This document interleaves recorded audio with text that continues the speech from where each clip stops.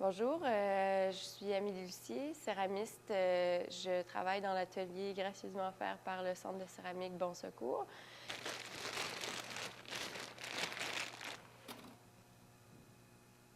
Bon, là, je pétris la terre, en fait, avant de tourner.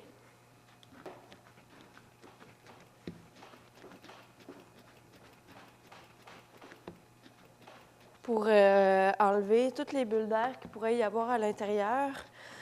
Ça prépare la terre, ça facilite le tournage lorsqu'on pétrit la terre.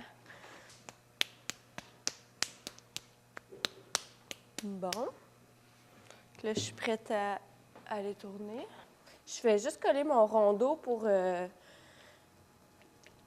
tourner ma pièce sur le rondeau, en fait, ce qui va me permettre de la décoller sans qu'elle se déforme.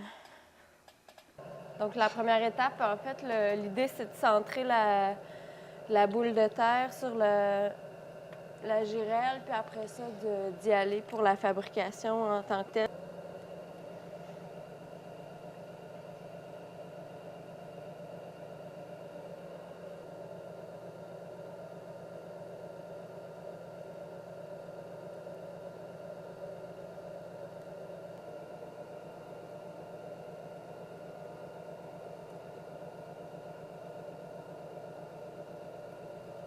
Celle-ci, le mortier spécifiquement, c'est une pièce qui est assez lourde, donc je travaille volontairement avec une grosse masse de terre. Donc là, je commence, dans le fond, la fabrication du mortier. Il y a toujours cette préparation-là de la terre avant de pouvoir tourner la pièce.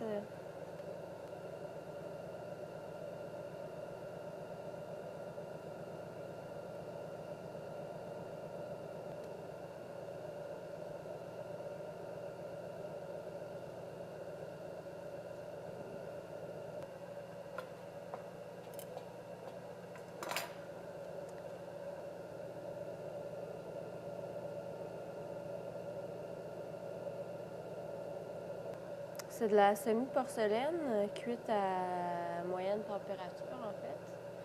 Je l'utilise à cause de sa couleur. C'est un blanc cassé. Les mesures deviennent super importantes parce que la terre, en cuisant, elle a un retrait.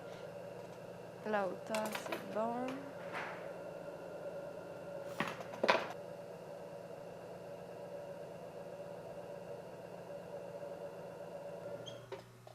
Voilà, la première partie est donc terminée. Le tournassage, c'est comme... c'est vraiment de venir travailler, en fait, tout ce qui est le dessous.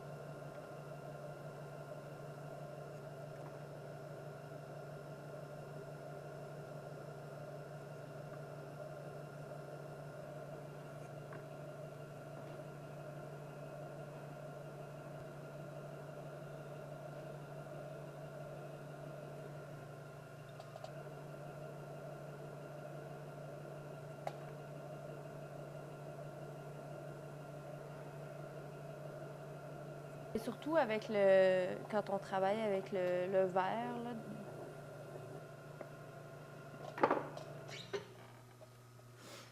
L'étape du tournassage est pas mal terminée.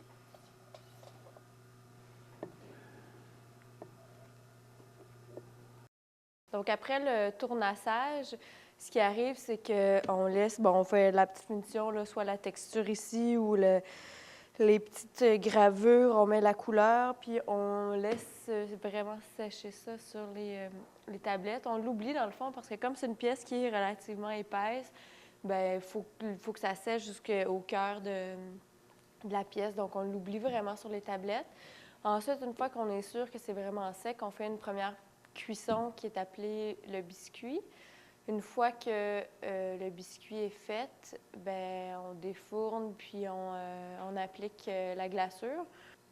Normalement, lorsque je commence à faire les lignes, je me fais une bonne journée de tournage, une bonne journée de tournassage, puis à la fin de ma journée, les pièces sont quand même durcies, puis c'est là que ça devient plus facile de graver des petites lignes. Puis une fois que c'est complètement sèche, c'est là que j'applique la couleur. J'aime bien travailler subtilement avec la couleur parce que le fait d'intégrer le vert qui est assez coloré, ça vient, je trouve, chercher un bel équilibre entre la pureté de la céramique blanche puis la folie de la couleur dans le vert.